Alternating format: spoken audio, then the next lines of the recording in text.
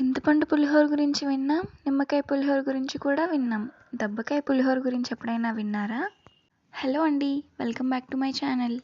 ఈరోజు దబ్బకాయ పులిహోర ఎలా చేసుకోవాలో చూసేద్దాం, వచ్చేయండి.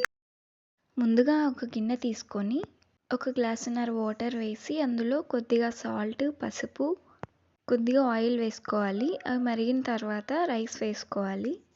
రైస్ ఉడికిపోయిన తర్వాత అది ఒక ప్లేట్లో తీసుకొని పక్కకు పెట్టుకోవాలి. అందులో మనం ముందుగా కట్ చేసి పెట్టుకున్న కరివేపాకు అండ్ మిరపకాయలని వేసుకొని అలా ఉంచేసి పక్కన పెట్టేయాలి. తర్వాత స్టవ్ ఆన్ చేసి ఒక కళాయి పెట్టుకొని అందులో కొద్దిగా ఆయిల్ వేసి పోపు దినుసులన్నీ వేసుకోవాలి. మినపప్పు వేస్తే పులిహోర టేస్ట్ ఇంకా బాగుంటుంది.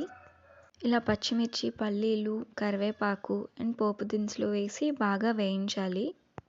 వేయించిన తర్వాత మనం ప్లేట్లో తీసుకున్న రైస్లోకి ఈ పోపు దినుసులన్నీ వేసుకోవాలి. ఇలా వేసుకొని బాగా కలుపుకోవాలి. అన్నింటినీ కలిపి ఒక దబ్బకాయ తీసుకొని 2 ముక్కలుగా కట్ చేసి ఇందులో మనం ఆ రసాన్ని వేసుకోవాలి. అది మొత్తం బాగా కలిసేలా బాగా కలుపుకోవాలి. దబ్బకాయ పుల్లగా ఉండడం వల్ల పులిహోరలోకి చాలా బాగుంటుంది. అంతేనండి, సింపుల్గా దబ్బకాయ పులిహోర రెడీ.